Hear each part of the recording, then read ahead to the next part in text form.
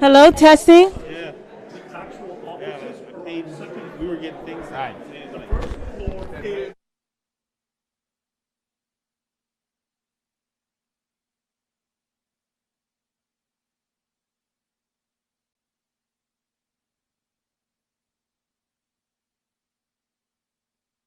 All right, okay, everyone. So it is 6 p.m.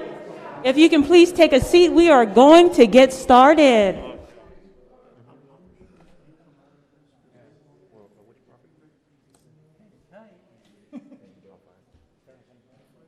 All right.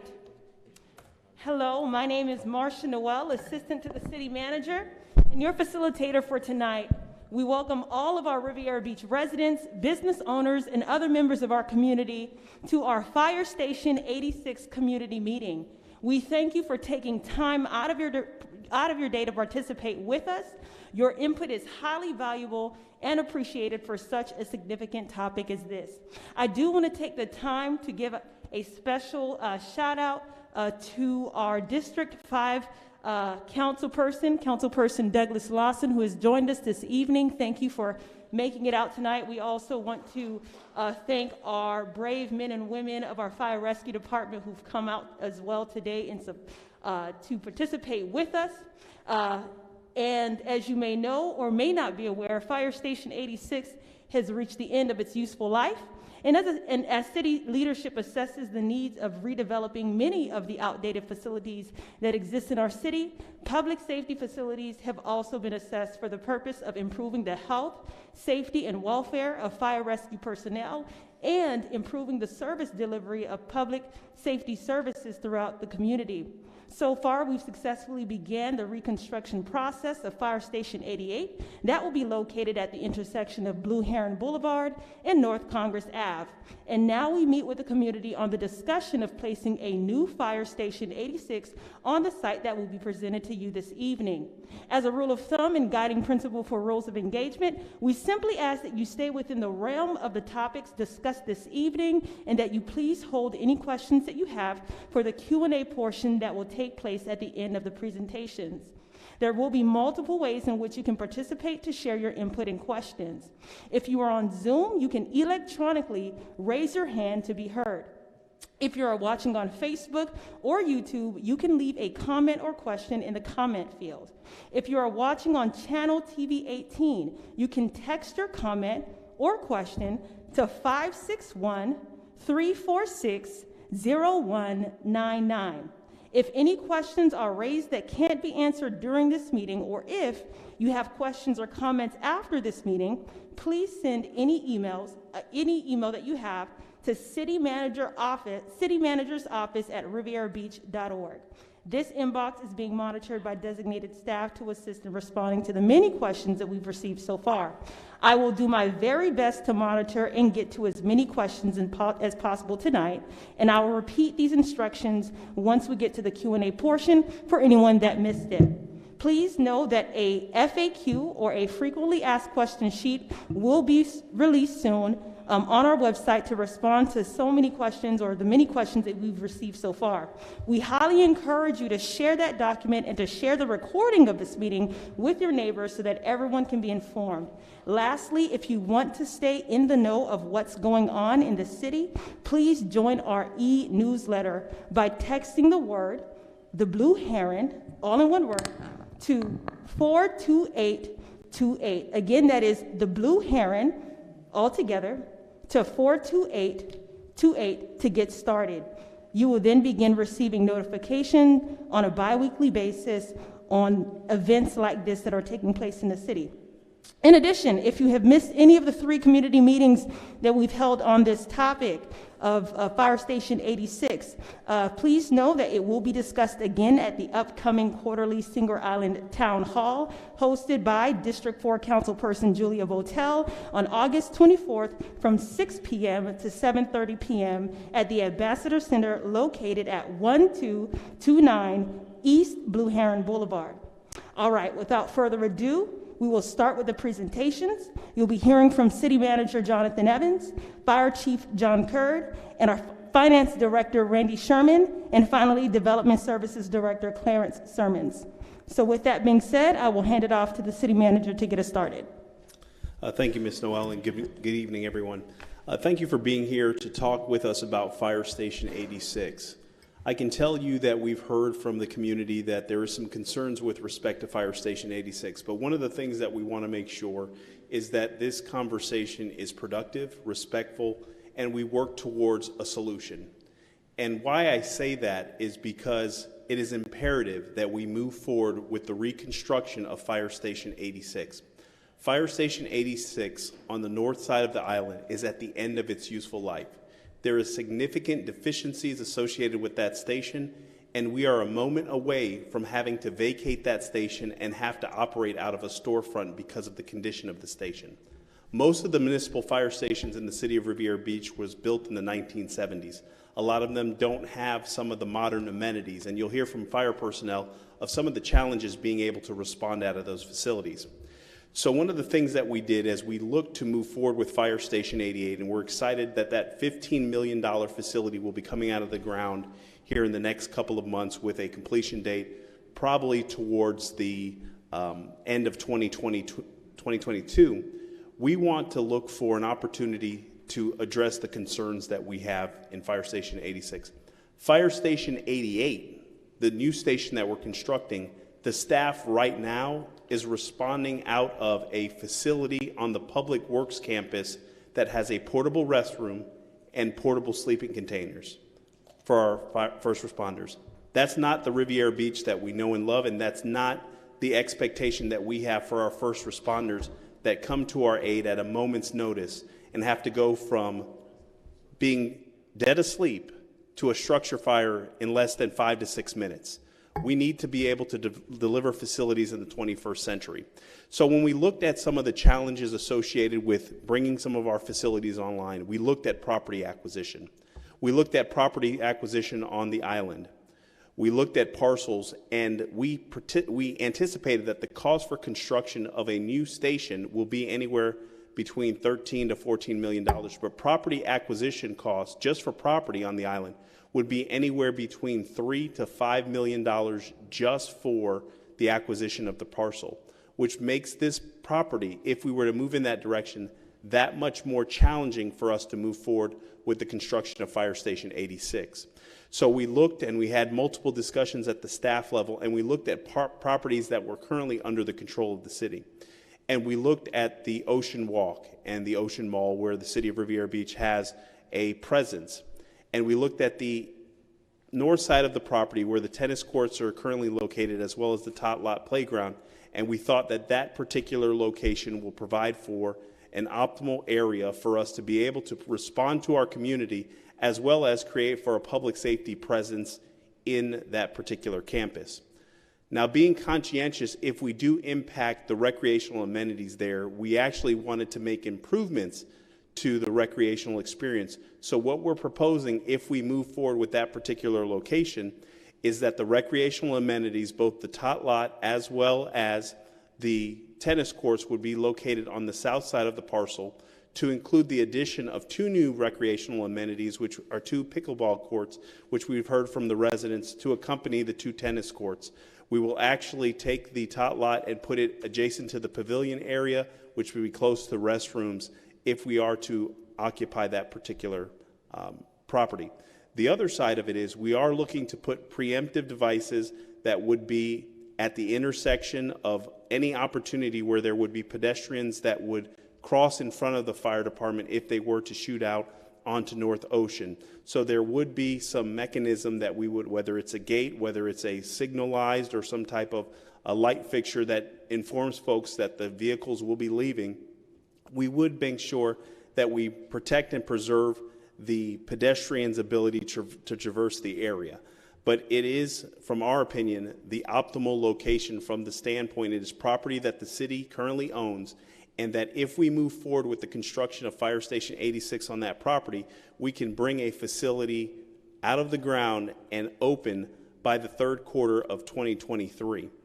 In the event that that particular location is not selected and there's an alternative location and we have to construct at another location and acquire parcels, we're now looking at significantly delaying the ability to bring that station out of the ground. There's economies to scale by moving forward with constructing Fire Station 88 and 86 as closely as possible. And that's what we're trying to do, is to try to marry up the construction timeline with those particular facilities to be able to move that construction forward. Like I said, the property and the facility that it's currently on are not, we cannot build the station at the existing location where Station 86 is. For one, there's issues with regards to the flood zone. Our Development Services Director will talk about some of the challenges associated with that. We can't relocate the water tank that's there.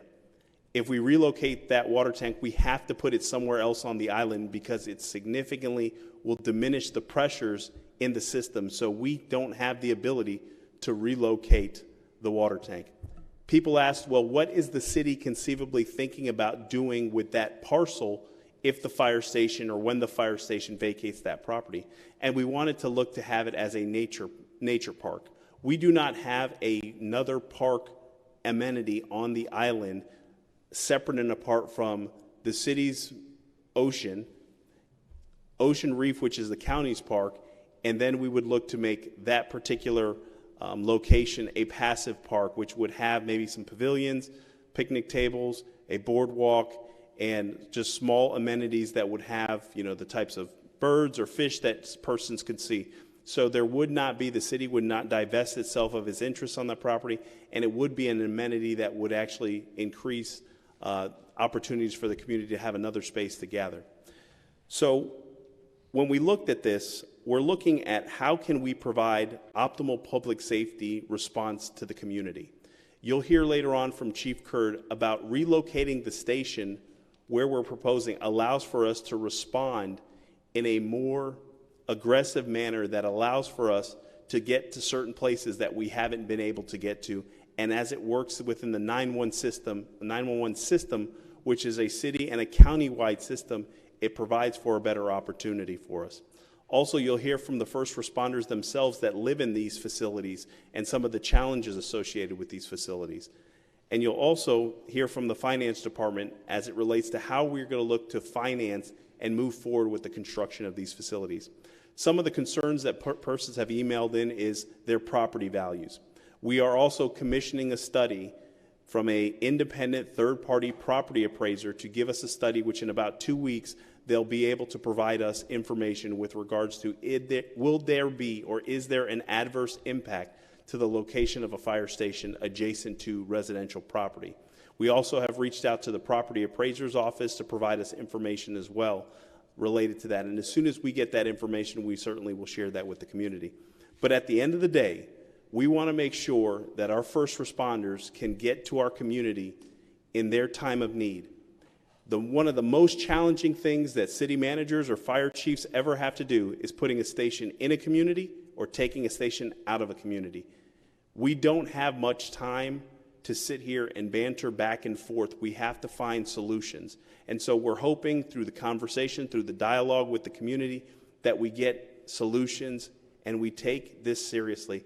Because I can tell you, and you'll hear from staff themselves, that at any time I may have to relocate Fire Station 86 to a storefront adjacent to the Ocean Mall to be able to provide public safety services. There's also been conversations about, well, why don't you move the station to the south part of the parcel? Well, there's an inner network of streets that makes it that much more difficult for our folks to be able to go north or south on Ocean Drive. So we've had multiple internal conversations. We've looked at all options, and we believe, based on the information that we have outside of property acquisition, that this is the optimal location for Fire Station 86. And if we don't move forward with this as quickly as we'd like to, it now makes this station probably the last station that we look to address in our network of fire stations. And so as we go through this, please make sure you take copious notes, ask any questions, and we certainly will share with you how we derived some of the positions that we are. And we're not opposed to ideas and solutions and help to help us get to a good point, but it takes us all being committed to, at the end of the day, when somebody picks up the phone and dials 911, that our folks get there in a moment's notice, and they have to have a facility that performs versus the facilities that we have that underperform. So at this time, I'm going to turn the presentation over to Fire Chief John Kurd that will get into more of the specificities related to the station, the response time, and some of the other things that we'll have associated with Fire Station 86. Chief Kurd. Thank you, Mr. Evans, and thank you all for taking the time out of your evening to come out and spend this time with us to help us work through some of the issues we have here at Riviera Beach, especially as it pertains to our fire departments. As many of you all may know, Station 86 was built in 1972, and Station 88, that was by Barracuda Bay, was also built in 1972. That station has since been condemned due to just the infrastructure itself coming apart. The current status of Station 86 is, to put it mild, deplorable. We have cast iron piping that many times fails underneath the station. We have sewage backing up into the station. We currently have bunk rooms right now that are cordoned off because we have a potential for a ceiling collapse that we're addressing. We also had just recently a ceiling collapse that almost injured one of our firefighters. We also don't have the ability to provide for our female firefighters. In 1972, there were no female firefighters, so that bathroom was built, or that station was built with one bathroom and one shower. Unacceptable to the women who work and serve your community. It's very difficult for these women to go into a restroom and have to walk past a man at a urinal just to get to the bathroom. Some of the other concerns that we have with our station is obviously it can't support the technologies that are needed for our response. We also have the concern of cancer amongst firefighters. Firefighters develop cancer at a higher rate than the general population. And a lot of that's attributed to several different things, one being diesel exhaust emissions. In the old days, the doors would be open, the trucks would be in the bay, they'd fire in and out, and the smoke would blow into the station. But we have found that that has caused increased risks of certain types of cancer. The other is the carcinogens that are that we receive from fighting fire. There is a movement now to try to reduce, I don't think we'll ever eliminate, but we can significantly reduce the carcinogens that our firefighters are exposed to. And one of the things that we're looking to do is provide them with enough showers so that when they come back from these fires, they can get those carcinogens off of themselves. And they refer to it as hour to shower. And this is one of the things that is near and dear to me because I am charged with looking after the safety of not only our community, but the men and women who serve your community. So as we go through this, I'm going to have my agenda, and I'm going to come up to the board here as I have quite a few things I want to discuss. And I do want to let everyone know, I did see all 200 and some odd emails that came in the last 24 hours. And I wanted to ensure that I did the best job that I could to address each and every one of the issues. Now, many of them were redundant, so I started to categorize some of the issues. Some of them were alternative sites. Mr. Evans spoke briefly about that. We'll talk some more about that. We'll talk about the playground, the tennis courts. We'll talk about the noise issue, whether it's noise from construction, response noise. There was issues about green space and losing some of the area at the Ocean Mall as a green space. We're also going to talk about our neighboring municipality, Palm Beach Shores Fire Department, as it relates to property values. As you heard Mr. Evans say, there's going to be a study that's going to be done to actually determine what the impacts are, if any, to property value. We're also going to reference or talk a little bit about some of the access and egress and traffic concerns that were brought up in these emails. And we're also going to talk about some of the beach access concerns. What I will not talk about tonight, I will not talk about the threats that were sent by email. I don't do well with threats. I will also not talk about individuals who make more money than other individuals, so they're entitled to more of a say than another individual in the community. So I will speak to the topics and stick with the facts of why I think this site will work, and hopefully that'll answer the majority of some of those questions.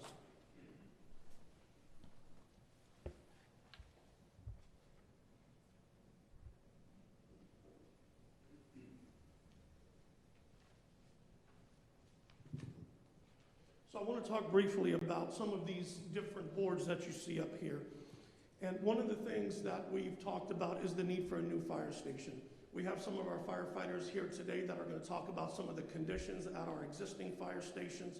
But what we have here in front of you today is a rendering, and while it's not complete, this is all just in concept. A lot of the emails I saw, you all made a decision, you didn't talk to us, we didn't come out to the community. That's what these charrettes over the last week have been about, and why we're here tonight, to talk to you all here in the community and get your feedback. So there's definitely a need for a fire station. This fire station here is going to be a state-of-the-art fire station. It'll be a 3-bay station, and one of the beauties about this station is it's going to allow us to better integrate ocean rescue into that station. We talked about the existing site, and Mr. Sermons is going to talk briefly about the existing site here in just a minute on why we're not able to rebuild. First of all, remodeling is not an option. We can just go ahead and just take that out of our thought process, because we have failing infrastructure underneath the fire station. There is no way to remodel that. It would need to be a tear down and a rebuild. And even looking at that option and renderings we had to relocate that station, we ran into some other issues that dealt with the floodplain, so on and so forth. And we'll talk a little bit about that. Some of the alternative sites that we looked at as well were very costly. One of the things that we're tasked with is being good stewards of the taxpayers' money. To spend $3 to $5 million for a parcel that then, as Mr. Evans gave me a civics lessons on, not only are we acquiring that parcel, but then we're taking that parcel off of the tax roll. So when you look at what that piece of property costs 10, 15, or 20 years from now, it could be double or triple the cost due to the amount of lost revenue in taxes. We looked at some of the different locations, and I'm going to go over the boards here, and I know it's going to be difficult for you all to see. Hopefully we'll get them up on a projector when I get there to talk about the response time. Because really, let's cut to the chase in what we do in the fire service. We get to you as fast as we can when you need us. From when you pick up that phone till we show up at your door is the most important part of our job, is getting to the emergency. Once our crews are there, I can assure you, any one of these men or women are going to do a phenomenal job, but getting there is always the challenge. When we talk about our ROSC rates, when we talk about individuals in cardiac arrest or having a stroke or in respiratory arrest, for us, seconds mean the difference between life and death. And we're trying to shave every second we can, and we'll talk a little bit about that. But Mr. Sermons, if I could have you come up here and just briefly speak to the existing site at Station 86. You can do it from there. Yeah, if you can speak about the existing site and what some of the challenges were when we looked at a rebuild there.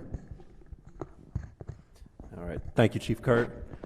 I am Clarence Sermons, Director of the Development Services Department for the City of Riviera Beach. My department is responsible for reviewing any development projects that come into the city, and that includes city projects as well, and a fire station would be no different. And some of the challenges that are posed with the existing property that the station is on are related to, one, the floodplain. As you know, Singer Island is a barrier island, so it is subject to a lot of water issues. And that floodplain means that anything that is built there has to meet today's standards. So when it was built in the 70s, the elevation that it's at right now was acceptable. However, today, with changes in climate and sea levels, the station as is experiences flooding issues, especially with king tides, with water coming into the driveways and seeping into the bays of the building. That's why the current development regulations require that that building be built a minimum, I believe, at least 1 foot above what's called the base flood elevation. So in a flooding event, the height of that water that's expected, the building would have to be a minimum a foot above that. And that means the current elevation of the building wouldn't work. It would have to be much higher. That effectively means that the ramps and the access to the building also have to be raised. And when you have a parcel that small of this current station, there's not enough space to incline those ramps for the truck to get in and out of the location. So what about the land around it? Additionally to that challenge of the small footprint, it's also surrounded by wetlands. Our land development code identifies those areas around the building as protected areas where no development can occur, and there's several of them in Singer Island, so expanding outward is not an option as well. So those types of challenges really render that current location and property unusable for the type of facility that's needed. And additionally, the square footage that's currently there wouldn't work for a modern facility. So they can't go outward on the property. Going up wouldn't work either. So we really have to look at the highest and best use of that property, but it's not for another fire station. And that's the reason that this search has led to other properties on the island. Thank you, Mr. Sermons. And when he talks about that elevation and the ramps coming in, one of the things we deal with is what's known as the angle of approach and angle of departure of our apparatus. There are actually some high rises now where we can't get our apparatus up because the front of the truck will hit because it's such an aggressive angle getting up to elevation. So we have to actually park outside in order to get in. And with this fire station having to be 5, 6, 7 foot above where it is now, there's just not enough runway, so to speak, for us to get up into the station and out of the station. I wanted to bring up one of our battalion chiefs, our female battalion chief, first in Riviera Beach history, BC Rachel Hannon, to talk a little bit about some of the conditions that we have, not only at Station 86, but some of our other stations, to try to impress upon to you all, because I can sit here and tell you all day what our firefighters need, but many times I want you to hear it from them directly. Good evening. My name is Rachel Hannon. I'm a battalion chief on C Shift for Riviera Beach Fire Rescue, and I've been working for the city of Riviera Beach for 23 years. When I came to this fire department, the stations that we currently had were already beyond their use, and we have been limping along all this time. We've done retrofits, repurposing, huge projects that cost the citizens in the city hundreds of thousands of dollars just to put a Band-Aid on a gaping wound, and it hasn't worked. When you look at the infrastructure of the fire stations, they had to condemn one fire station, and they're living out of a trailer. In a portalet bathroom is what they're going to the bathroom in and taking showers in. That makes it really hard to come to work and do your best and respond, and our firefighters always make the best of the situation that they have. But that situation shouldn't be the situation. We're now reaching that with another fire station, which is the station on Singer Island. You have sewage that comes up because the cast iron pipes are so old. It gets in the bay, it gets on the bottom of their shoes. You have tides, king tides that come in. All that salt water intrusion affects the trucks, and the trucks are expensive. When you look at a fire truck, you're looking at almost $500,000. When you're looking at a rescue truck, you're looking at $250,000. Those trucks are rolling through that tide water. They're getting eaten up with saltwater erosion. It affects the life of the truck, again, which affects the citizens and the taxpayers' money. The conditions at that station, there's one bathroom. And that bathroom is not even a bathroom that you would want one of your family members to go in, is how bad it is. And the fire stations, they're public stations. They're for you. They are your public stations. And I encourage you to come and look at the conditions in those stations. It's deplorable. And when you look at Station 87, which is our main station, that bathroom in there is worse than a prison bathroom at this point. There's a shower in there, and there's one working shower. So Chief Curd has been fighting for us to have cancer initiatives so that we can, we have new bunker gear, special bunker gear that he got us to reduce the effects of carcinogens or the ability for those carcinogens to get on our skin. They have other things like hour to shower, which he spoke about. So after a fire, all firefighters should be back in the stations and deconning their gear and themselves in a shower within an hour, because the longer that they're standing there with those carcinogens on their skin, the higher chances they're having to get different types of cancers, depending on the carcinogens that they were exposed to and other factors. All I could say is that we're here for you. We love this job, and we would do this job no matter what the conditions of the stations are. We're firefighters because we love being firefighters, but we have to move into the 21st century and we have to upgrade our stations and our city infrastructure. Thank you. And I don't want to belabor the point, but one of the challenges that I have as a fire chief is not only to recruit the best of the best, but retain the best of the best. And that's very difficult to do in some of these situations. We have a firefighter here with us today, Mr. Jimmy Copeland. Mr. Copeland, if you can come on up. Mr. Copeland's been with Riviera Beach for 1 year now. And we had a conversation at our last charrette where we had one of our captains who had been here for over 25 years who can count almost 100 firefighters that have left the city of Riviera Beach to go to other municipalities because of some of the conditions that exist. But I just want you all to hear from one of our newest firefighters on what it means to come to this station, what he's hoping for and looking for, and what we might be able to do. Thank you. My name is Jimmy Copeland. I'm a first-year firefighter with the city of Riviera Beach. Very happy to be here. I want to stress that as a probationary firefighter. Part of my job as a firefighter, probationary firefighter, is to, one, learn as much as I possibly can in my first year, and two, make my seniors as well as my officers' job as easy as possible. One way to do that is with station duties. Being proactive with station duties, whether it means mopping the floors, washing dishes, taking out the trash, cleaning the bathrooms.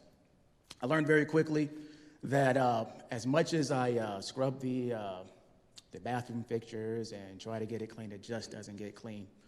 It doesn't get clean. So whether it be from because of the oxidation or the rust and calcium buildup on the faucet, or the wooden door frame that feels like paper mache because it's been rotten so bad. It just doesn't get any better. I want to stress again, as a probationary firefighter, that I have no complaints. Very happy to be here. But I do see the need for better conditions. Thank you. Thank you. And we've tried to address these issues, and a lot of times we're pulling money out of operations to handle station maintenance. And what we're doing is, to put it bluntly, we're putting lipstick on a pig. We can only clean so much. We can only replace the doors so many times. There's certain things that just don't work for that station anymore. So what I want to talk a little bit now is I want to talk about the site that we have here, and or this picture of a rendering of the entire site. So looking at this picture right here, you can see where the proposed fire station would be located, and that would be at the north end of the Ocean Mall. When you look at that at the north end of the Ocean Mall, we obviously understand that the tennis courts were there. So we've taken steps to relocate the tennis courts. We've also added some pickleball courts, as Mr. Evans mentioned. And the tot lot's actually going to be under this shaded tree area here next to the pavilions. So as people are recreating, whether it be pickleball or tennis courts, they'll be in close proximity to the children who might be at the tot lot. Now, one of the concerns that we had that I wanted to talk about is the traffic and how are we going to get out and some of those different options. Well, what we've worked on, and we've worked very closely with Palm Beach County's DOT, Florida DOT, our city engineer, Mr. Bailey, in the back of the room.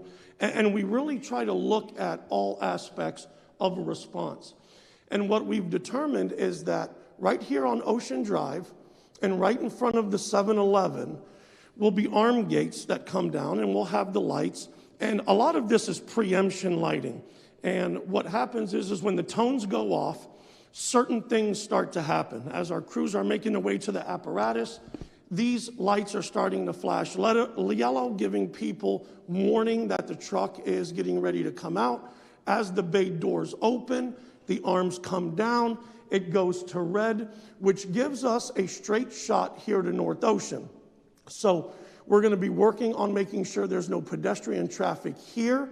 We're going to make sure that there's no issues at the 7-Eleven intersection here. And it allows us to come out to North Ocean where the light will be green for us. That's part of that preemption lighting system. And one of the things we had to take into consideration with all of that was the noise. Yes, we know fire trucks are noisy, and if you look at the majority of the calls that we run, we're probably running by that area 75% of the time as it is now. But one of the things that we want to do is we want to be good neighbors. We have no complaints from our neighbors now at the north end of the island. I've never received a single complaint because our firefighters understand there's a time to get on the horn and there's a time not to. But we make sure that at this location, one of the things that we would do is have what we refer to as a silent response. We would turn our lights on and we would make our way down this road that has now been blocked off, and it would allow us to get to North Ocean. When we get to North Ocean and make our left or right, yes, we turn our sirens on, especially throughout the day. But I could assure you, 12 o'clock, 1 o'clock, 2 o'clock in the morning, when we come out to that intersection and we have the green light, if there's no cars there and there is no traffic, we don't get on the siren. You don't hear us at 2, 3, 4, 5 o'clock in the morning now, because as we're coming down North Ocean, we have the right-of-way. There's no need for us to be wailing on the federal siren or hitting the air horn. We're a little more courteous of how that sound reverberates in those high-rises than people may think. But yes, we do have lights, and yes, we do have sirens, and when needed because of traffic, we will utilize them, but we will ensure that this is a quiet response area, and we know that we're going to have the arms coming down. There should never be an instance where there's traffic here because preemption lighting has already turned it red, north and southbound. Westbound here off of Ocean Ave has turned green. It allows the cars to filter out and give us a very clean intersection to come out of. Some of the other noise reduction ideas that we've come up with is going to a lot of battery-powered equipment. Making sure that when we run some of our saws, those are battery-powered equipment now. There's a lot of technology in the fire service that we can utilize to keep things quiet. We know that we won't be running chainsaws at 6:30 in the morning on Saturday. We understand all of that, and we're going to do the best we can if this site is where we're going to be working out of. There was conversations about us having to back in the station. We don't have that issue. This is going to be a drive-through station, so we'll actually be able to pull through. And when individuals were talking about responding from the south side, trying to get out here up this way, around Plaza Circle, or here we are back at Beach Court to get north or southbound is a lot more time than for me to go from here to here. And for me, it's all about seconds. I'm trying to shave every second that I can get. Yeah. So talking about some of the response times, there are a couple of different, this is the current Station 86 location response map. The current Station 86 response map, and if we can maybe fit that, what we'll see here is a couple of different colors. That is the proposed location. If we can find the current station. Just want to make sure everybody's looking at the right one, that one there. So what you're going to see is you're going to see where Station 86 is located just north of Pine Point there on North Ocean. Every red dot represents calls that we respond to. Now, some of those we respond to multiple times, but those are all the addresses that we respond to. The area highlighted in purple is what we call the half-mile zone. So that's the number of calls that we can get to within a half mile of the station. The area in yellow is your 1 mile zone. That's how many calls we can get to within 1 mile of the station. So when we looked at that, we realized that, the station has been there. It's been there for a long time. And just because it's been there and it was located there doesn't mean it was right. We've actually seen a tremendous amount of growth on the southern end of Singer Island with the Ocean Mall. And a good volume of our calls come from the south end of the island. So when we look at the new location, you can see where the station is located. You can see the half-mile radius. You can see the 1 mile radius in your purple and yellow on this map.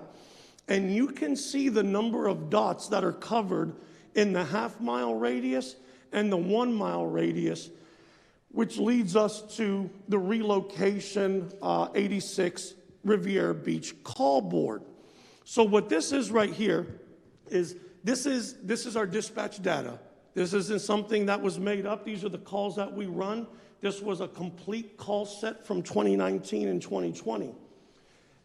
The top line here is the current Station 86 half-mile boundary. And there'll be a lot of flipping back and forth, Marcia, but don't feel like we got to get to them all. We can see them up here on the board, and hopefully we'll be able to kind of jump back and forth for the people at home. But at its current location, within a half of mile, in 2019, Riviera Beach got to 249 calls within a half-mile radius. In 2020, we were able to get to 325 calls. That's just an increase in call volume. We are seeing steady increases each year in call volume. We then go down to the next line, which is Station 86's current location, the 1 mile zone, which is represented on this board in orange. We were able to get to 634 calls within a half-mile radius in 2019 and 745 calls in 2020. So then we did the response time analysis for the new location. And at the new location, within a half of a mile, referring to that board there, if we were there in 2019, we could have got to 539 calls within a half mile, as opposed to 249 at its current location. That's a significant increase in the number of calls we can get to in a half mile. If we look at 2020, it's 583 calls as opposed to the 325. When we look at that 1 mile radius, we were then able to get to 894 calls within 1 mile as opposed to 634 at its previous location. And we're almost able to get to 1,000 calls within 1 mile of the station as opposed to 745. I don't know what those numbers may mean to you, but I can tell you what they mean to me. We're getting to a lot more people a lot faster, and that's how we save lives. Some of this other data over here is basically the inverse of what you saw. This is the number of calls we couldn't get to within a half-mile radius at its current location, and the number of calls we would not be able to get to within 1 mile of the proposed location. And you can see it's the same information, but inverted. I've also want to address, there was some conversation about, well, you're moving it south, and you're right next to another fire station in Palm Beach Shores. Palm Beach Shores does not provide any municipal service to the city of Riviera Beach. They are what's known as a combination department, and they just became a combination department a year or two ago. Prior to that, they were a strictly volunteer department. Some days they have enough people on the truck, some days they don't, some days they staff different apparatus. We staff our apparatus with the same number of people every day. But because of their situation, they can't respond outside of their municipal boundary. So when you look at these maps and you see Station 80 down here, don't think it's another station that's going to be able to get to us, because we actually provide them aid. They don't provide for Riviera Beach, and that's through a contract we have with Palm Beach Shores to provide EMS services. So hopefully that explains some of those questions that were related to that second fire station. One of the things we want to talk about is at the proposed location as well. Is with this proposed location, you can also see that moving further south on the island allows us to get into Phil Foster Park and on the west side of the bridge a lot faster as well. A lot of people don't understand that a 911 system is an ebb and flow of units moving back and forth across the city. When there's a high-rise structure fire, every unit from the mainland comes to the island to run that fire. When we're busy on the west side, our island units move over to backfill in this area for those units that are out at City Hall. And that's how our system works, to provide for all of Riviera Beach in a system of ebb and flow, moving back and forth, making sure that we can cover all of those calls. So now let's talk a little bit about what this new station is going to bring us. So we talked about some of the cancer issues. This station actually is going to be built in a system called the hot zone concept, where there's a red zone, a yellow zone, and a green zone. The red zone is dirty. The yellow is where we start to clean ourselves off. The green zone is where we live. Your kitchens, where you sleep, your dormitories. And please understand, when I say where we live, I do mean where we live. 1/3 of our lives are spent at the fire station. But what we don't want is we don't want what's in the red zone to end up in the green zone. So that yellow zone is what we call the decon area, where our crews can actually wash off their boots, wash their hands after a fire, take a shower, get that carcinogen off of them, get those dirty clothes off of them. And many times, and not trying to paint a horrible picture, but many times we're not just talking about carcinogens. We're talking about body fluids. We're talking about blood. We're talking about those things we don't want in our home where we live. So this station is being built with that, and in that we're also having different air pressures within the system so that as we open doors, diesel exhaust doesn't get sucked into the station. It's a series of pressure differentials that will keep air out rather than letting this come in. We are also looking at some of the different tones that we use. There's these heart saver tones that are out there. When I started, lights came on, bell went off, 3 o'clock in the morning, from a dead sleep to inside of a structure fire within 6 minutes. Not really good on our hearts. We're able to collect Social Security before the average person in the room here, but it's because we don't live as long as you do. And that's because of the constant stressors that we experience in the job. So this station is being built to address the psychological and physiological effects that firefighters go through throughout their career. So the tones start off very softly, and then they start to ramp up to help you wake up. The lighting that comes on is very dim to allow your eyes to adjust, and we work our way out of the station. Even during the day, the lighting within the station is actually going to be built into a system that adjusts itself to mimic the body's natural circadian rhythm. Light shouldn't be the same color every day, all day. So what you will see is in the morning, the light is the brightest, but as the day goes on, the lights will dim themselves automatically so that our firefighters feel like it is getting later in the day. Because for us, sometimes it's 24 hours of no sleep, and we're kind of thrown off of that natural circadian rhythm. So we want to do some things to address that as well. There are a lot of other little small things that are being done in this station. We call it zone dispatching, or zone tones that are just relegated to certain bunk rooms. So you have individuals on a fire engine, you have individuals on a rescue truck. Well, sometimes the rescue truck gets toned out, but not the fire engine. So we can program which room the tones go off on, so we're only waking up that crew and not waking up the whole station. And if you've lived in a firehouse, you hate it when the tones go off, wakes you up out of a sleep, you're getting ready, and then you realize, oh, that's not my call. And then you lay back down and you stare at the ceiling for about an hour or two before you can go back to bed because your heart rate's increased by about 80 beats a minute. So there's going to be some very neat features. There's also, with every one of our stations, a clinic is going to be built in the lobby. And when I say clinic, I'm not talking about an MD now or a minute clinic. We're going to have like a nurse's aid station. There's going to be a bed in there like you see in your doctor's office. And that's going to be for our community. We don't know what the next thing is, and we always reference it as, what is the next thing? Bird flu, swine flu, H1N1, SARS, anthrax. Here we are with COVID, COVID-1, COVID-2, Delta, Lambda. We're going up the alphabet here.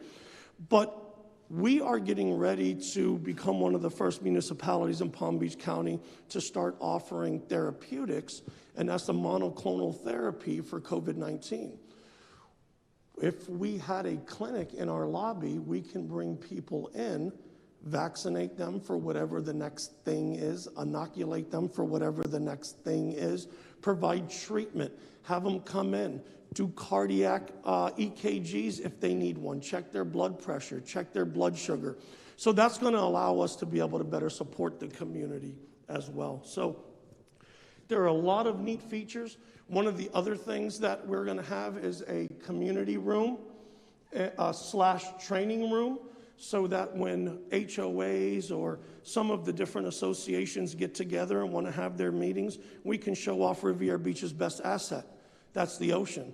Now we have a nice meeting room where we can actually look out over the park, look out over the ocean, and really enjoy the benefits. There was an issue on construction noise. Yeah, construction makes noise. Every one of the high rises that are built, there was some construction noise. But that noise is only going to occur during those times or those hours where construction normally occurs. So I don't know how we get around construction noise. I can just ask them to swing the hammer very softly, but I don't think we're going to be able to get around that. Green space. We're losing park space. Well, we are losing approximately 0.97 acres, but we have 1.47 acres at the existing site that Mr. Evans talked about that we'll be able to turn into a passive park or a little nature park. And I just want to make sure I get all of these. Property value. The assessment's going to get done.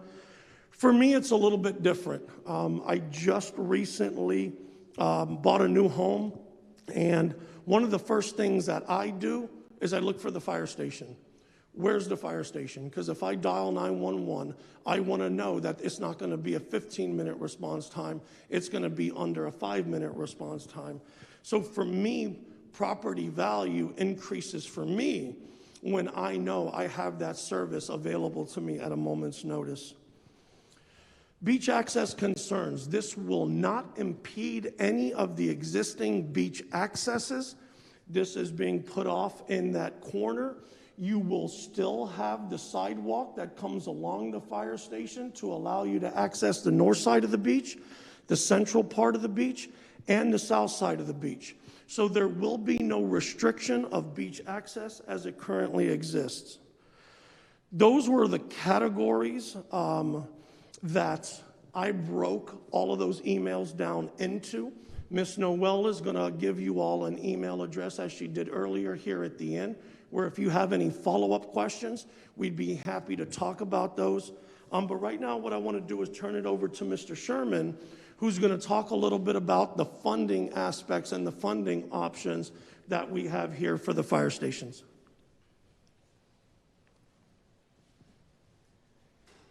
I sit all day. It feels good to stand up for a little while.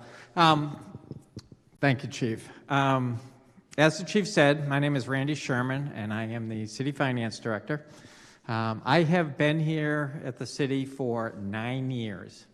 And I want to tell you, when I arrived at the city, 86 and 88 were both in the capital plan. So back in the 08s, 09s, this city council knew that these stations had to be replaced.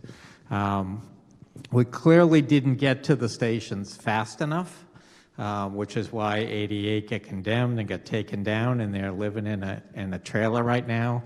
And we're real close to that happening with 86 as well. But over the years, I can tell you that the city councils, sometimes kicking and screaming, but the city council has taken a number of steps along the way to get us to where we are today. If you want a good fire department, we have brought in all new apparatus. We have gotten their salaries up to a good market level, because as the chief talked earlier, what you don't want to do is bring in staff, train them, and then watch somebody steal your good employees away from you. So we've been taking those steps to get this fire department to a certain level that I think this community definitely deserves. So as far as the money on the two fire stations, as the city manager said earlier, by building two fire stations at the same time, we will get some economies of scale. So that's the first thing that we've done to try to get these 2 stations in, at the best price that we possibly can. The other issue is, by financing the 2 fire stations at the same time, we also get an economy of scale. We're going to be able to borrow this money at about 2%. Money is real cheap right now. We've hit the market at the right time to be able to get these 2 stations financed. So we will have about $35 million. We've got $15 million targeted for this station, and we've got $20 million targeted for Station 88. Okay? We are not using any property taxes for these fire stations. Okay? We are using what is known as the non-ad valorem revenue, which means not property taxes. So every other revenue source that the city brings in is going to be dedicated to paying off these bonds that we're going to have on these stations. We should have our $35 million in the bank in about 3 weeks. So financially, we are ready to go and get these stations built and underway. And what we've done in the financing side is we are deferring any payments until 2024. So again, we're taking out more like a construction loan. We'll have no interest payments until we get to 2024. When we get to 2024, we're going to be looking for about $2.3 million a year to start paying back this debt service. So the community, the leaders, the city manager, we've all been looking at the possibility of implementing a fire assessment fee. We are one of the few communities in Palm Beach County that currently does not have a fire assessment fee. And I can tell you, before I came to Riviera Beach, I was the finance director in West Palm Beach. And if you go around West Palm Beach and look at some of their nice stations, Station 5 on Congress, Station 4 in the south end, I know we put one out at Ibis. Those are all paid with the fire assessment fee. In Florida, you have a cap on your taxes, on how much we can charge for property taxes. The legislature in Tallahassee said, yeah, that's great that we got a tax on the taxes. We've got the homestead exemption. But they also recognize that communities need to fund their fire services. So they have legislatively allowed the communities to put this fire assessment fee in. The fire assessment fee cannot be used for anything other than fire operations. We can't take that money and use it for even the police department. We can't use it for parks. Okay, it has to be used for fire operations. And to make it even more direct, is you can't even use these dollars for the EMS portion of fire operations. Okay, it has to be property-based. They said you can put this in to protect the property and the community. So if you do the math and you really look at this thing, what we're talking about is for the fire assessment fee, it's about 30 cents per day for every residential property, and you get 2 brand new fire stations. That's what we're really looking at. We think that that's a good commitment. I can tell you that Riviera Beach did look at the fire assessment fee back in 2011, probably again when they had these 2 fire stations in their capital plan, and they opted at that time not to do it. If they had done that back in 2011, we wouldn't be here tonight. These 2 fire stations would have been built probably at their old locations because, again, 10 years ago, we probably could have built them at the prior locations. But this is how we're financing this.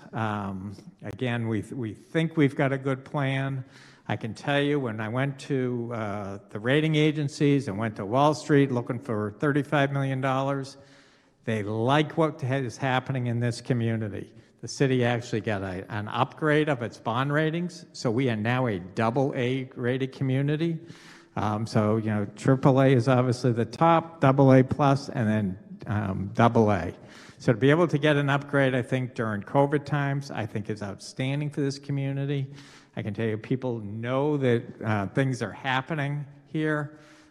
So I think we've got a good plan to get these stations out. Now, again, you may have heard a couple of different numbers tonight about what these stations are going to cost. We have the hard cost, which is probably, $13 million to the station. But you need, new bunks, new kitchen gear, the arms, the traffic controls.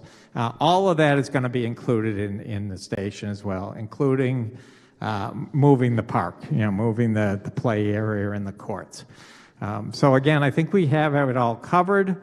I think we're, again, in good shape. The board has been behind us all the way. I think as we've gone through this, we've gotten some good, strong commitment from the council, and I think we are ready to roll. This is the time that we're going to be able to get these stations out, and we're not going to kick the can down the road anymore on these things. So, and again, as the chief said, I just do want to point out one other thing. I'm originally from New England. In New England, we call these firehouses because they do live in here. They spend, a third of their life in these buildings. It's their home. They have living quarters. They have recreation areas, lounges. They have their bedrooms there. They shower there. They live there to do what, and the chief didn't give his speech tonight about as much as he has on another night. This is a tough job for these guys, and they deserve to have some good quarters.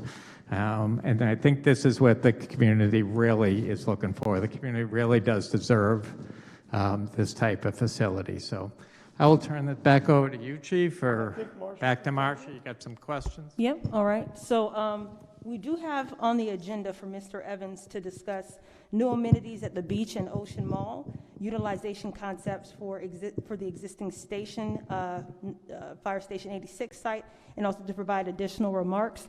He is on double duty tonight. He has been invited to speak at the community meeting that's happening right across from us, so he may interject later on. Fire Chief Kurt, I don't know if you want to touch on any of the points he was going to touch on before he gets here. If not, we can move over to Q&A. Well, we touched on many of the points. Some of the things Mr. Evans was going to talk about is some of the amenities. Not only are we adding amenities, but we're enhancing some of the amenities. We talked a little bit about some of the concepts for the existing site, and all of that would still come before the community to determine what exactly they would want from that site.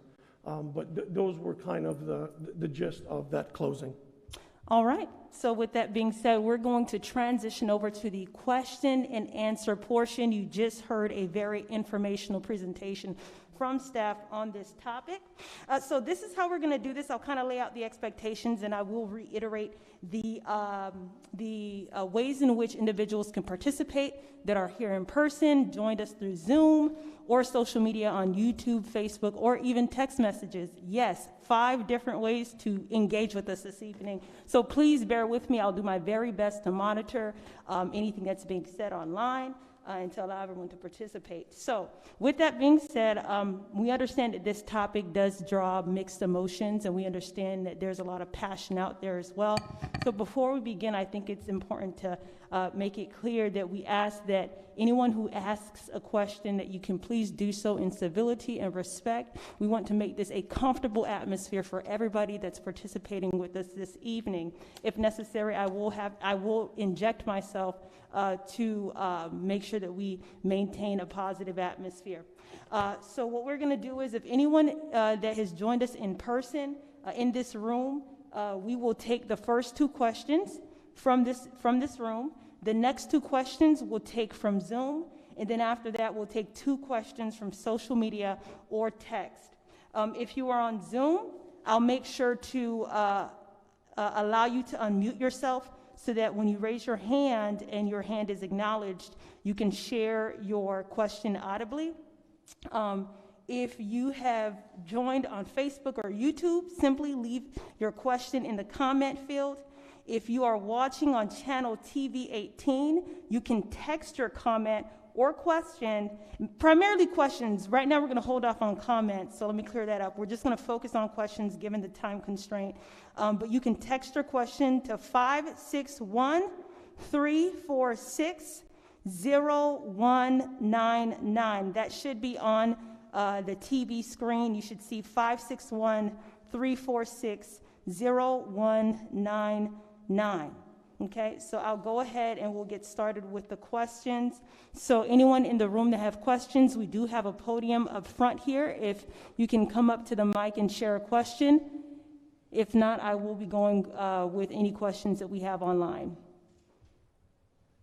Okay, so since no one, we do have, okay, go ahead, sir.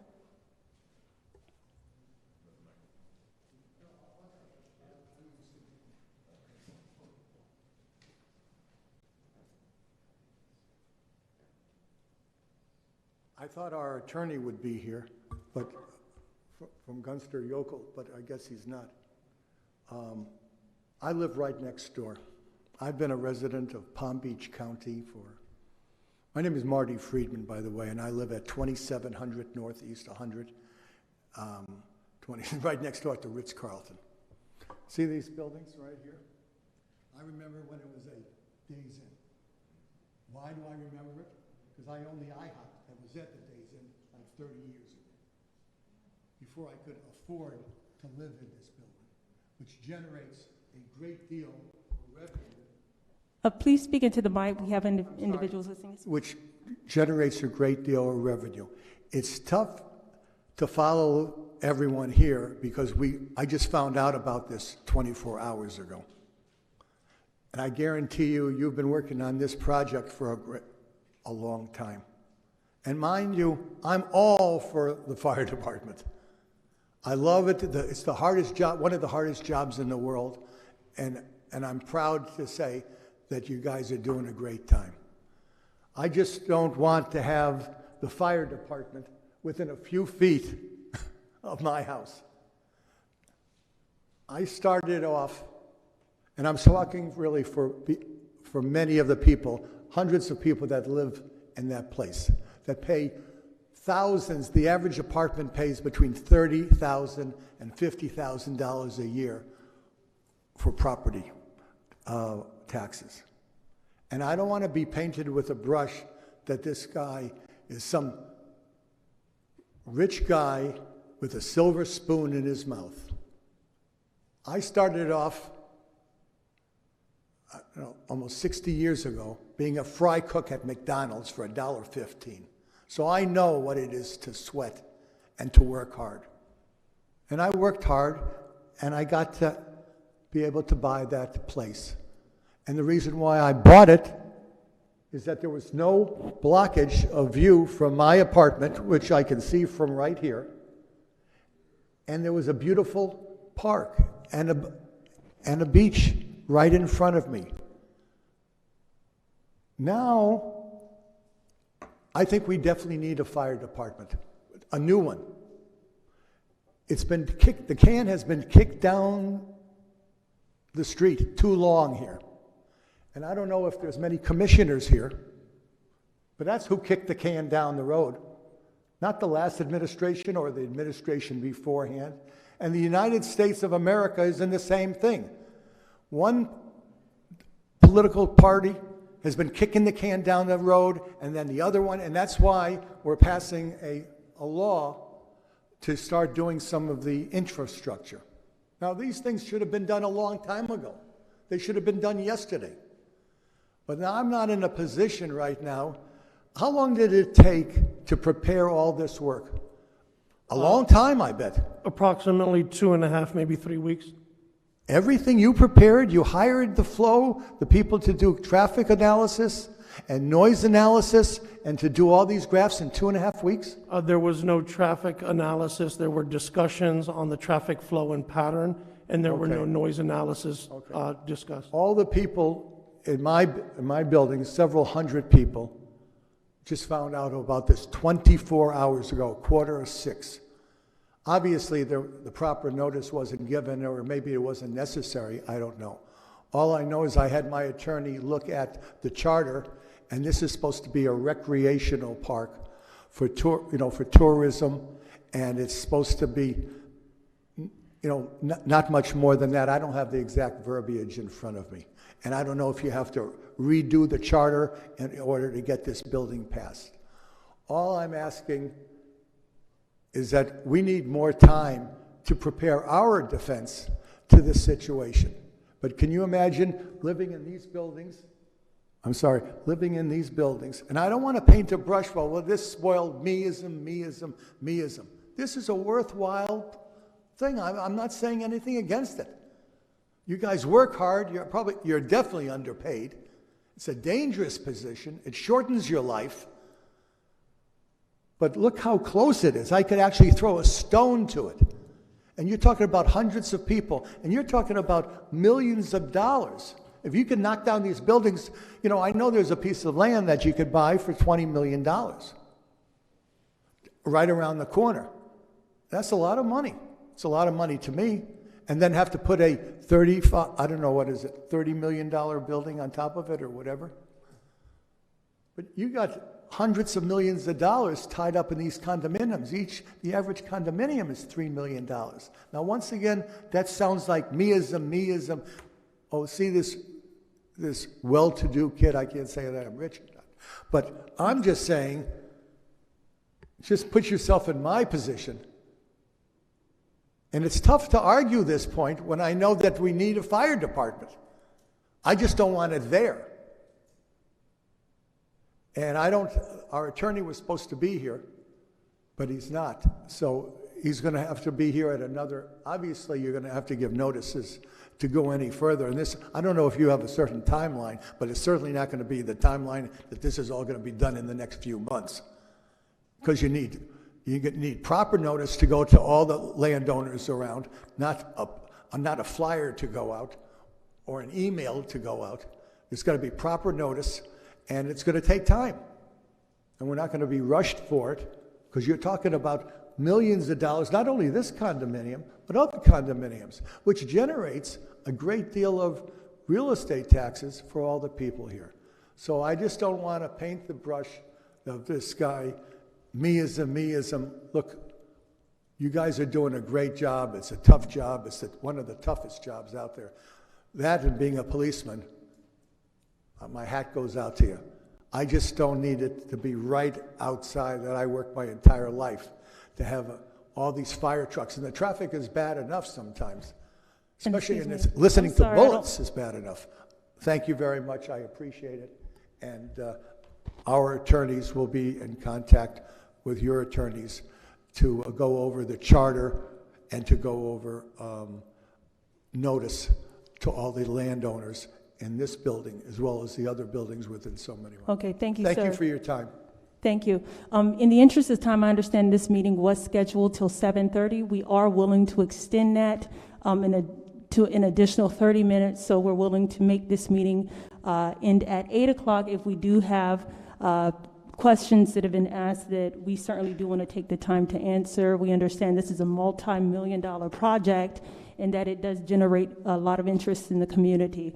I will move on to acknowledge a few other questions. Do we have one more question in the room before I acknowledge someone online? Okay, you can come up, sir.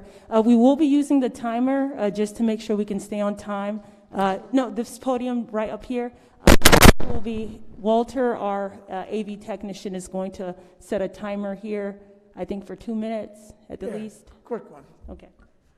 Good evening. Thank you.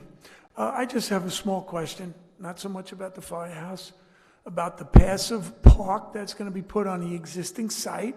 Is that park going to have parking and everything and like a beach access like Reef Park? I'm just curious about that. Okay, thank you. Yeah. To this point, there are no finalized designs for that space. Right now, that seems to be the highest and best use for it. I think what's contemplated would not include parking, but it would be something that someone could potentially walk by and stop at. But there are no finalized designs for that yet. All of this is in very preliminary stages. Okay, so then you're going to stay with like a passive park, meaning nature is going to be a priority there and things like that. It's going to be a fun place. Correct. It is surrounded by protected wetlands. Right, So okay. taking advantage of the wildlife and views that come along with that is what's contemplated as being the likely use of that property. All right, thank you very much. You're welcome. All right, now I will acknowledge 2 individuals on Zoom. I do have 2 hand raised. If everyone that participates, if you can please state your name and where you're from, just so that we can be familiar with everyone that's in the room. So I will acknowledge Joey Etcher. I'll go ahead and see if I can ask you to unmute yourself. I think you should be able to unmute yourself. There you go. I think you did. Can you hear me? Yes, thank you. Thank you. Chief Curd, thank you very much for the presentation. Everybody in staff, that was very well presented. You certainly made the argument and stated the facts that we're in dire need of a new fire station. I do not live in 2700 next door. I own nothing in the building. My office is located across the street at 2655 North Ocean Boulevard, and I do have my company located there. I was also involved with the redevelopment of the Ocean Mall many years ago. And I'm familiar with everybody's sensitivity that's there. And I understand what you're going through, and I feel for you. Singer Island is a small piece of property. It's a small island. The city of Riviera Beach has very little real estate that they own and can do something like this on. But I think we need to look further, because I don't want you to be wasting your time, energies, and I think the city attorney needs to review the city charter. It was very specific. My development team got shut down by a referendum in 2007, and it became very specific what can be on the sands and what can be in the Ocean Mall. I don't think anybody, even people adjacent to it, I mean, you always have the not in my backyard people that, I don't think that's the major case right now. I think the major issue is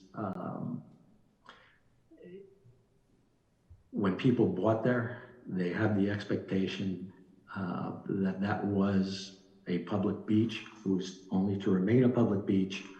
And there is a charter that says it's a public beach. We just need to help you find another location. And, if it's only been the last few weeks that you've been putting this together, we need to check that. Obviously, you didn't check into that. And we need to move on and find another location. I know that the city does not have that much property in which to put one.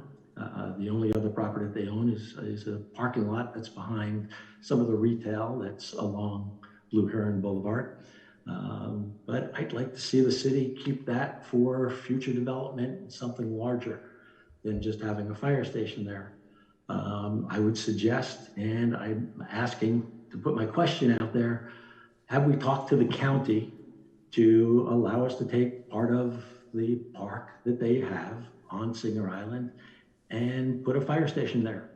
That moves you further to the north. It gives quicker access to the north part of the island. I know you spoke about response time in most of the calls in 2019, 2020, down on the south side, but that was with the Sands Hotel, probably getting most of those calls, and times are changing. Things have cleaned up, and we want a better Riviera Beach and beachfront. So I guess my point is, have you looked at the charter to consider this, and will you look at other options? Based on Mr. Sherman's comment that financing is ready to go down, it sounds like a commitment has already been made. I'm disturbed to hear that. I think the previous speaker's comments that, this is prior city commissioners doing, letting it get this far. Because again, Mr. Sherman stated that if these things were done, these improvements were made earlier, that the existing facilities may have been useful. They've just gotten beyond that part. And I'm not quite sure as a developer that your existing station can't be brought up to code to meet the flood conditions. But in the last 3 weeks, you could not have really been specific on that and found out that information.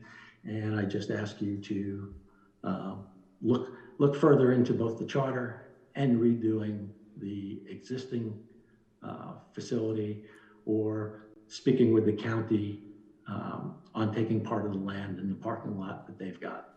Thank you very much for your time. All right, thank you, Joey.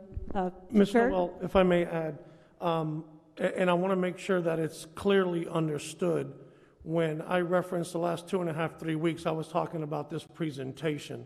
We've been looking for a site for our fire station since the last time it was shut down over a year ago due to mold and mildew concerns within that station.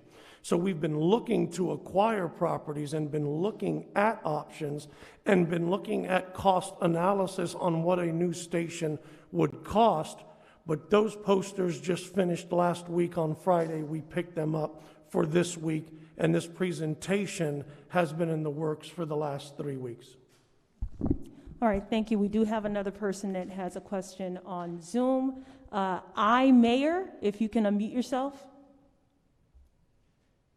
Yes, hello, good afternoon. Can you hear me okay? Yes. Hi, my name is Yigal Mayer. I also reside at 2700 North Ocean. I just would, I want to start off by thanking our first responders. Fire Chief, you and your team do an extraordinary job, as do our police force and other first responders in the area. Whenever I'm down in Florida, I feel safe, I feel secure, and I want to thank you for your service. I'm an insurance guy. Anybody that knows me knows that. I live and breathe insurance. And I wrote a letter to Dr. Patel last night, because whenever I look at stuff, I look at it from an insurance perspective. It's my career, it's my passion. So as an insurance company, we get a bad rep. We're told we don't pay claims often. Well, we do pay claims. But we also look to see where contributory negligence and liability is. And unfortunately, the reality of the world we live in is that we often look at the very people that are there to help, the first responders and the municipalities, and say, did they contribute to what has happened here? A fire, a death from a car crash? Was the road poorly designed? Was the road not maintained well? And was the fire station designed properly with good access to the property? If not, then the municipality is negligent. So I have to tell you, when I sit on my balcony at 2700, I know I sound like one of the other gentlemen that said, I am very privileged and I'm very thankful for what I have. When I sit there, I enjoy the view, but that's not what I look at it from an insurance perspective. And what I see is congestion of traffic. I see a bottleneck at that corner of Ocean Avenue when it turns back west towards Ocean Drive. That is a congested corner. It's not a congested corner once a day. It's a congested corner in the morning. It's a congested corner at lunch. It's a congested corner at dinner, and on weekends, it's always a congested corner. We have regular deliveries to 2700 with tractor trailers pulling up. It is a disaster of a corner. If we have a choice of another property, I am imploring the council to consider a different property. Yes, it might cost us money, but in the long run, I want to avoid us being accused, our municipality being accused of not designing a proper access for our fire responders, and us being found to contribute to the negligence, a delayed response. Now, Fire Chief, you talked about the half mile and the mile radius, and I appreciate that, but that does not take into account speed and congestion. And I believe if you do a proper traffic study, you will find that that is about the worst location in terms of elapsed time, not mileage, elapsed time. So I would encourage the council to consider a proper and appropriate traffic study. Let's get this right so we're not accused down the road of putting this fire station, which needs to happen, in a location that handicaps us, handicaps the response time of our fine first responders. The last point I want to make, I mean, 30 cents a day per resident. I know that may sound like a lot of money, but it's money well spent, and I'm all for it. And frankly, if that was 35 or 40 cents a day over the long run to make sure we had the right location, I would not be bothered by that. I would encourage that. So I would ask the council to consider a proper fire study, to look at an alternate location that gives quick response times, not just miles, the half a mile and the mile radius, but takes into account traffic patterns. And lastly, look, I'm not Mr. Eichner, so I don't know anything about architecture and building, but I do know that American ingenuity finds a way to solve problems. And again, very privileged. Once in my life, I was at a place called Sea Island, Georgia. Sea Island, Georgia is an island that floods once a month. And there are structures on that island. There are houses, there are hotels, there's a fire station. So it can be done. Thank you very much for your time. All right, thank you, Mr. Mayor. Chief Curd, is there any response to the comment or question? As it relates to the response time, and while I said radius, that information came from Palm Beach County Fire Rescue and their dispatch, and it isn't a perfect radius, and it accounts for some of those traffic issues and concerns. But as far as an analysis that's being done, Mr. Evans did speak to some of the different analyses that were going to be done. And while we're talking about the best location, this is the best location of the options that were available to us. So I just want to make that clear, that looking at being good stewards of the taxpayers' money and looking at the properties that were available, looking at them, this was the best option. And based on what I've seen, it is feasible for a fire station to respond from there and provide better service, not only to Singer Island, but to the community as a whole. All right, thank you, Chief Curd. We're going to go ahead and move on to the next questions we have here. Now I'm going to acknowledge questions from social media and text message. The first, I was asked here by Terrence Davis, how much money will be taken off the annual tax roll with this purchase? I think there's an assumption that we are purchasing property. If you want to clarify that question. I mean, clarify by providing an answer to that question. I'm sorry, Ms. Noel, can you repeat the question? It said, how much money will be taken off the annual tax roll with this purchase? I guess isn't a... Yeah, we're not taking any property off the tax rolls. Okay, I just wanted to make sure it was clear. Correct. For the question that was asked. And second question here is from Mary Beth Coffer. Just give me 1 second. She asks, will the police from the Ambassador Center also be housed there?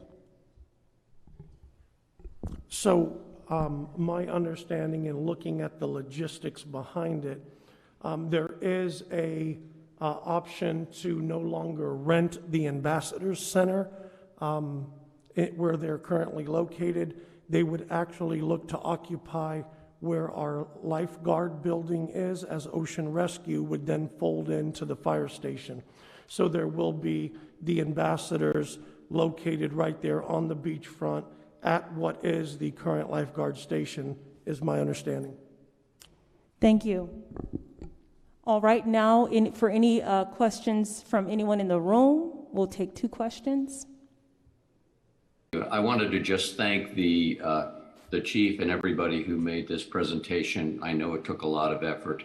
I happen to live in 2700 North Ocean Drive myself, have for the last 8 to 10 years. I was on the board of directors for 6 years. And to be honest, I agree with you totally that there needs to be a new fire station. And I think from the presentation, from everything that everybody has said, we need a new fire station. That's not the issue. Where to put it is where the issue is. And to ask us as a community to accept a fire station with all of its attendant noise, traffic, and what have you into a high recreational area is, I think, a very poor choice. And I realize that, yes, there is some money involved and that it's property that the city owns. However, we pay taxes. We, as some of the people have said, we pay $30,000 to $50,000 a year to Riviera Beach to be able to support fire and police and schools and what have you. So I really don't like the idea that we are having to finance this. For one thing, it should be taken out of the money that we pay taxes for. And that is the same is true with a fire assessment fee. We pay a lot of taxes that support both Singer Island and all of Riviera Beach. The other thing is that there is already a noise particular problem on the Strand because of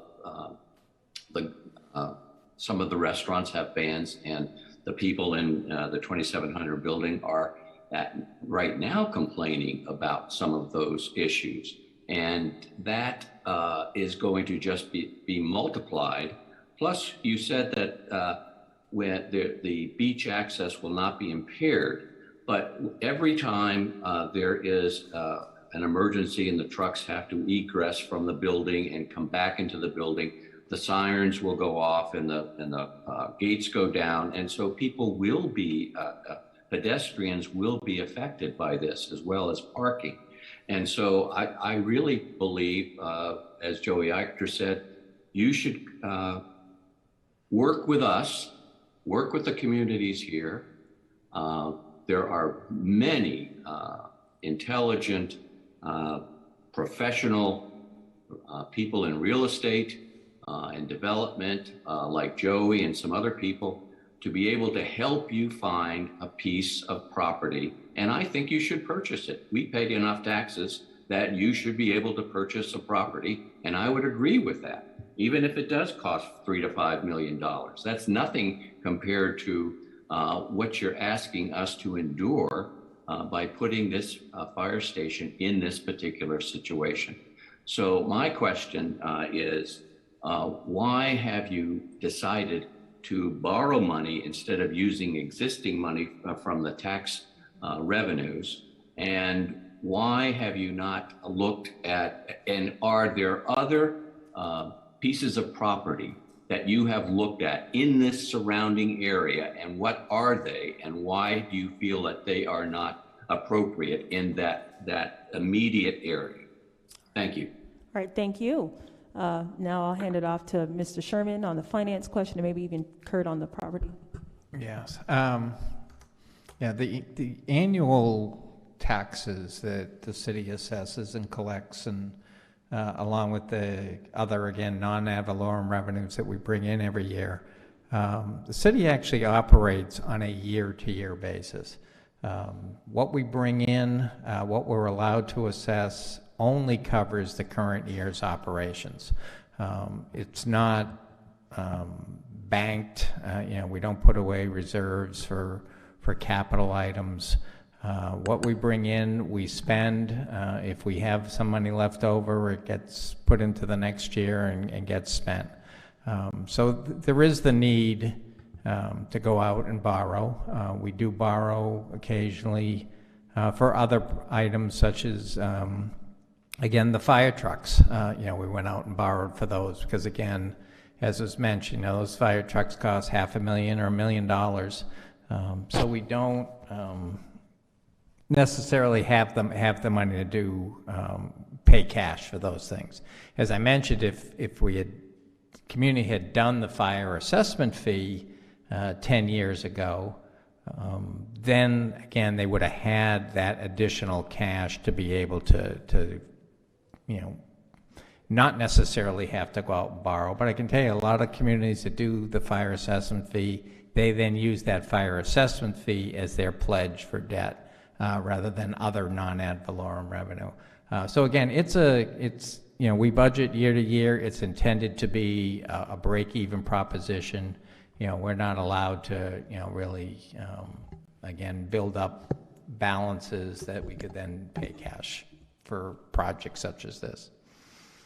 Thank you. And for the second part of his question, which was about the property, why this particular property, have other properties been assessed or looked at as an option? And if so, why did they not qualify or what have you? Yeah, there were several different properties that we looked at, and this again dates back to, probably a couple of chiefs before me, but more recently when we had to shut down the fire station, we started to begin looking at what was available. And on North Ocean, there wasn't a great deal available, especially lots on the southern end that allow for a better 911 response. We did look at the bank. There was, the way the property is shaped, we would not only be looking to acquire the bank, but there would have to be some of the residential properties around it. That's where we talk about that $3 to $5 million to acquire that piece of property. We looked at some other options at 2525 Lake. That's a $20 million piece of property. That wasn't much of an option. We did have conversations at time with Palm Beach County about some of the parks, but looking at Phil Foster Park, there's it's a dive destination, the boating, a fire station just wouldn't be conceivable there with taking away parking spots. I know there's certain things, and maybe Mr. Sermons can speak to, there's a certain number of parking spots that are required for some of these different parks that are owned and controlled by the county. So when you really look at what's available on North Ocean, shy of where they're building, the Emirates and some of those bigger properties, there just wasn't really many good options. And of the options, we felt that this was the best option, being that it was city-owned property, and it would allow us to invest more money into the station and not more land acquisition. Okay, thank you. Now that Mr. Evans has been able to join us, I tell you, I think you need a twin. I think you need maybe another person that can help you out here, but thanks for joining us again for the community meeting. I do want to go back to the agenda because we do have a segment for you to discuss. Two more items: the new amenities at the beach and Ocean Mall and utilization concepts for existing Fire Station 86. And then we'll go back to any other questions that have been asked. All right, yeah, if we can pull up the image of the park and I can talk about the amenities. As previously mentioned in my introductory remarks, we certainly are conscientious of the amenities at the municipal beach.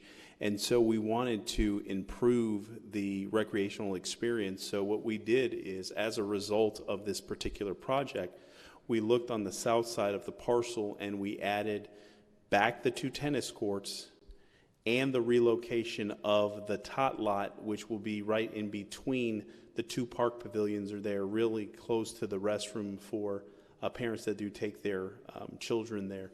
As well as we've heard from the community multiple times about the need for pickleball courts, so we've actually added 2 pickleball courts as additional amenities there. Also, the lifeguard building, which is in the center of the parcel, the guard shack, not the guard shack, but their office area.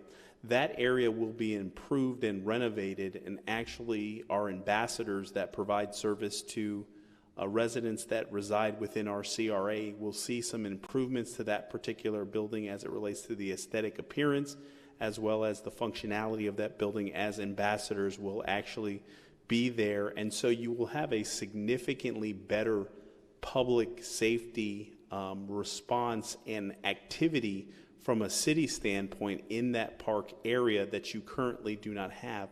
Also, we're working with the CRA to look at some other aesthetic improvements and experiential improvements we can make to allow for the folks that are within the community that visit our beach, or those that come from all over the world to spend a couple of days with us, what their experience is. So there's some more a landscape. There's maybe some paintings of the sit wall. There's other things that we would look to improve on the overall aesthetics of the property. One of the things that's important to note that should we move forward with the station at that particular location, that there is already funds set aside to be able to construct those amenities concurrently with the fire station. So it wouldn't be something that would happen a year or 2 years after the construction. Once we would open the fire station, and probably even well before then, we would see those amenities up and operational. As it relates to the property that Fire Station 86 is currently on, that particular property would become a property that we would add some additional amenities, but more of a passive recreational usage. So you would have some park picnic pavilions, you would have some picnic tables, you would look to have a wooden boardwalk that will be like an observation deck. There would be some placards there to tell you the types of wildlife that you can expect to see, but more so an amenity for the residents. We would actually improve the landscape around the water tank and actually do some creative artwork on the water tank to really make the amenity mean something to the community. So that's what we would look to do should we move forward with this particular site and what we're proposing to do. And there's approximately $350,000 that has been set aside to amenitize that particular parcel should we move forward as recommended by staff. All right, thank you. So I will now go back to Zoom. We can take another question from Zoom. So if you do have a question, please use the hand raising feature and you can unmute yourself. And if we don't have a question from Zoom, I will, we do. Okay, so we have Ronan Israel. Yes, hi. I wanted to go back to something that Joey brought up, because he brought up the charter, but I didn't hear a response from the panel to what he brought up, and what is the panel's position on that point. And then my second question is, there was discussion around the cost of buying other property and how that would be expensive and how it would reduce property taxes if you took a property off the market. Granted, you have not done the assessment that you say you're going to do, but if there's a reduction in property value, specifically in the buildings around the proposed location, that's also going to lead to a reduction in property taxes. And I'm not sure that you've weighed and balanced that, or will hopefully do so in the future. So, I'd like to just hear again on the point about the charter, if there's a position from the panel and whether your financial analysis is going to contemplate the loss of property taxes through the loss of value that could be created by the location of the proposed location of the firehouse. So I will address the second question first. As it relates to the property or the property values, as stated previously, we will have an analysis done. Our assumption from the staff level and based on some research that we've been able to conduct, but we're having a third-party independent entity take a look at what we're proposing, is that we do not believe that there would be no adverse impact to construction of a municipal fire station, especially one that is going to be a $13 million investment on the city's side, plus some of the other amenities that we'd look to add to the park, as well as landscape buffers and some of the other things that we would look to do. And actually, in some of the cases that we've seen, that insurance premiums actually go down for persons that are closer to a municipal fire station, and there's situations whereby that there is so many amenities that are added to the fire station to make sure to mitigate any issues. The town of Palm Beach has 3 fire stations, one being next to a tennis court and on a golf course, and I believe condos flanking that.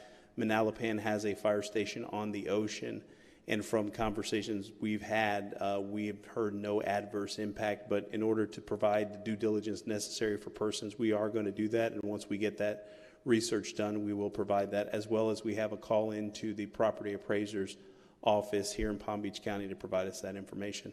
With respect to the charter provision, that's something that we would allow for our legal staff to be able to provide that in writing as a FAQ, but it is definitely something that we have considered and something that we'll put out in writing with regards to that. So there will be an answer that we can get a response out to the community probably by the first of the week. All right, thank you, Mr. Evans. Okay, now we're going to recognize questions from social media and text. I do have a question by text message. It's from Deborah Strand, and her question is, how do you get this approved without us all knowing about it? We at the Ritz are all learned about this yesterday. You are taking land, recreational land, a beautiful park that is for public use. This fire station needs to go elsewhere. In addition, she asks, and the traffic by the, and I'm gonna try my best to state this correctly, and the traffic by beachgoers and children running around and big fire trucks running over people. This is not thought out. We want the analyst provided to us.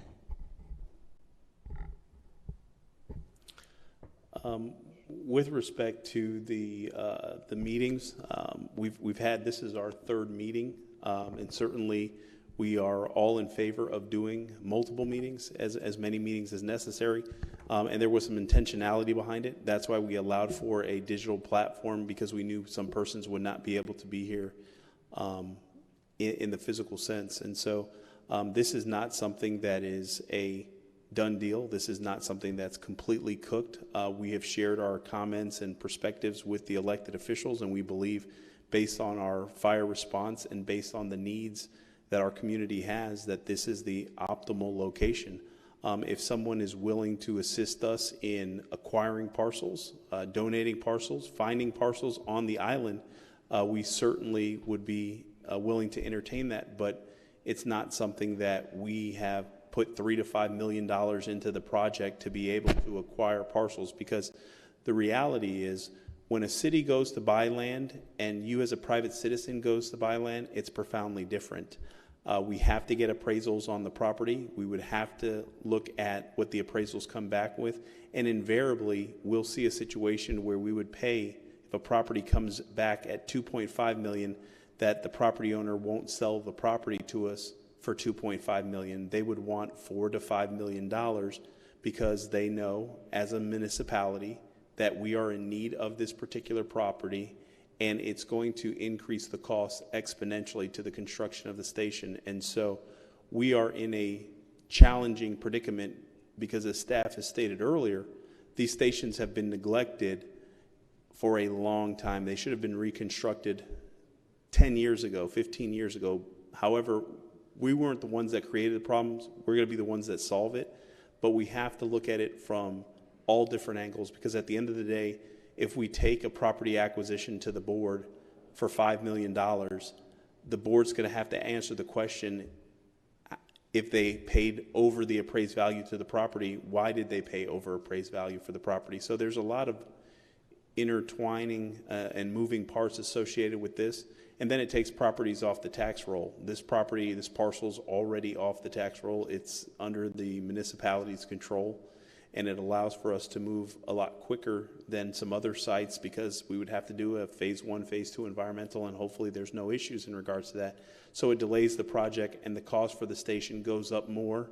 And then you have a situation where invariably, I think probably in the next year or so, we're going to have to move persons out of that station, because it's just at that state of disrepair. As it relates to our ability to respond out of that station, I'd have to defer to the chief, but I know that our staff is professional. They will respond accordingly, and traffic and congestion on that, most of the times when they do respond, it's with the same type of impediments that they're seeing now. So I don't see there being any issues with regards to traffic or potential conflicts. We'll also look to make improvements at the intersection if necessary, to be able to accommodate units going north or south. All right, thank you. So if you are watching on TV 18, just remember, if you're just joining us as well, you can text your question to 561-346-0199. Again, please make sure to state your name and where you're from. At this time, if we have any questions from anyone in the room, we are taking 2 more questions, so please feel free to approach the podium. I will note that we it is currently 7:50 p.m. Like we said, we're willing to extend this to 8 o'clock, so we're going to do our best to use the rest of the time to answer questions. So I ask again that you please hold off on comments. We simply want to get to questions that anyone may have.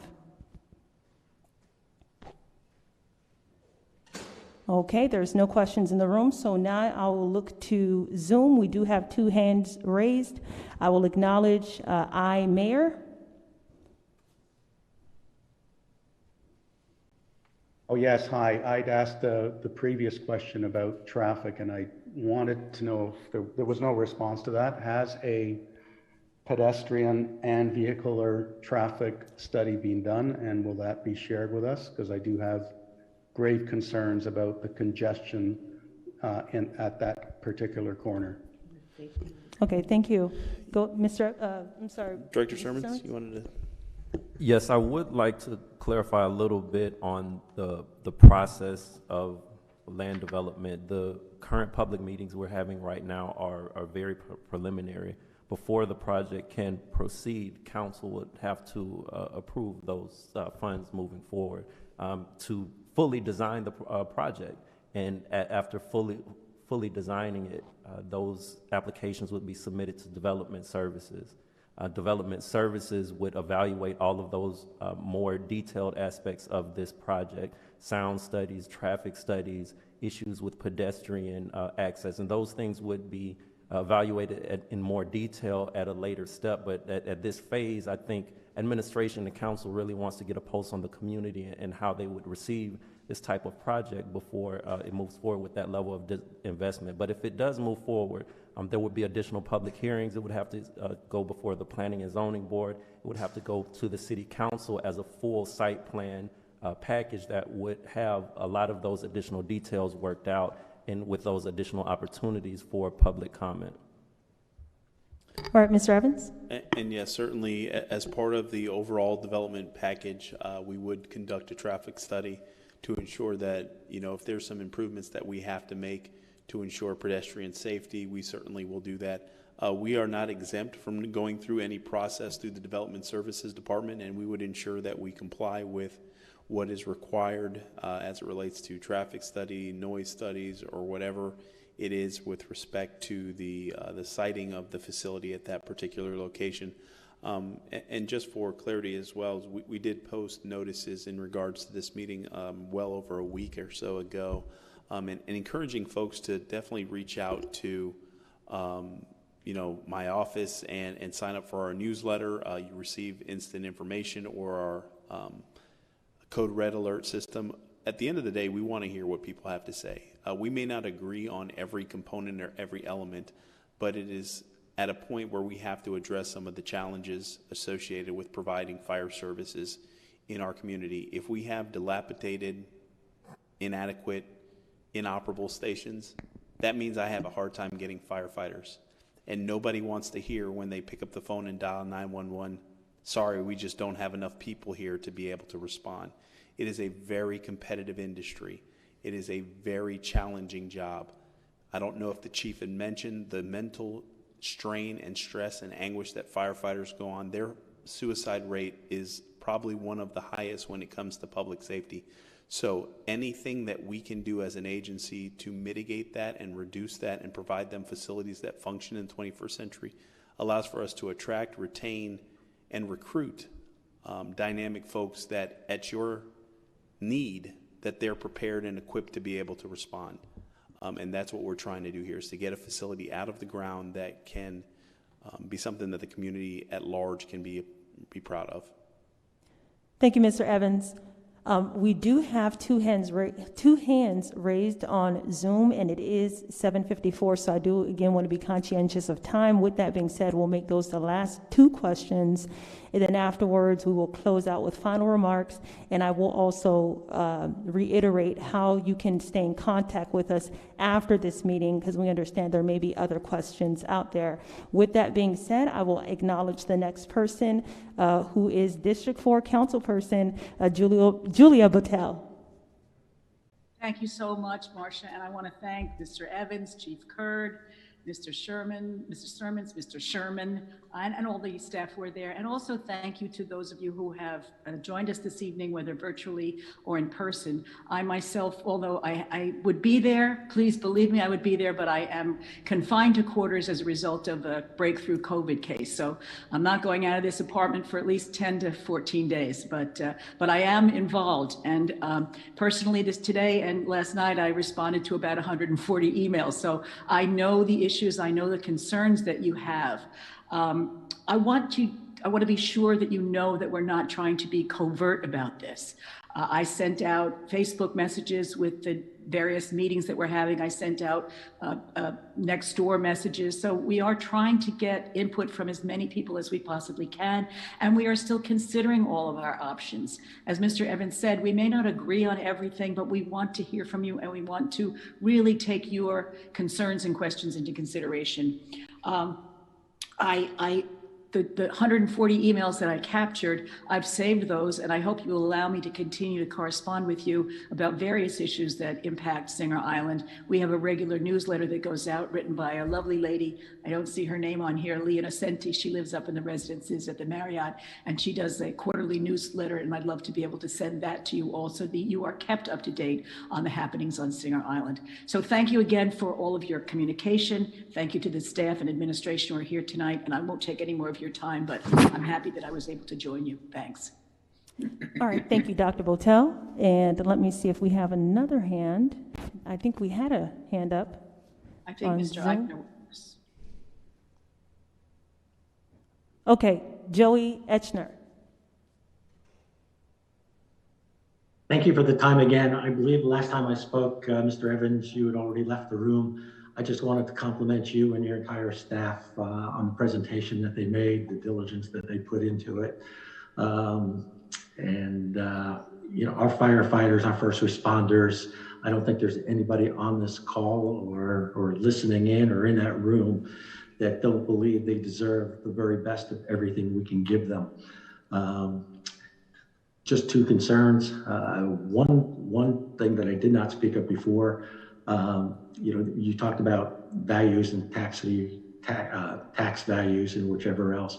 When you do your study from the assessment, please try and differentiate values from properties that are around an existing facility, fire station, before the development was built, and one of the values that came in after a fire station was built after they had been there. I think you'll find a huge differential.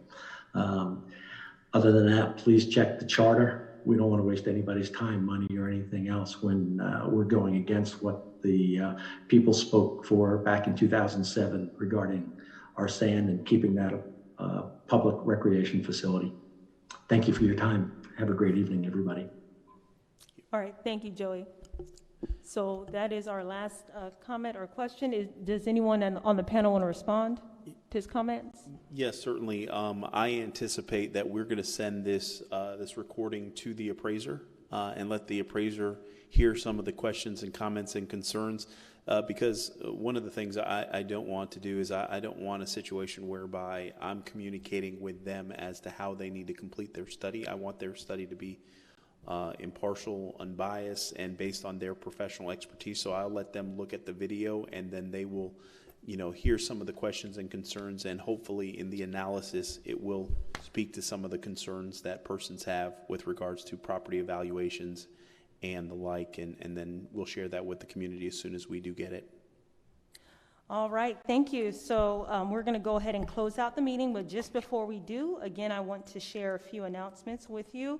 Again, for those who may have questions after this meeting, comments, or concerns, please feel free to send an email to citymanagers with an S office@rivierabeach.org. If you're watching this on TV, you should be seeing this on the bottom of your screen.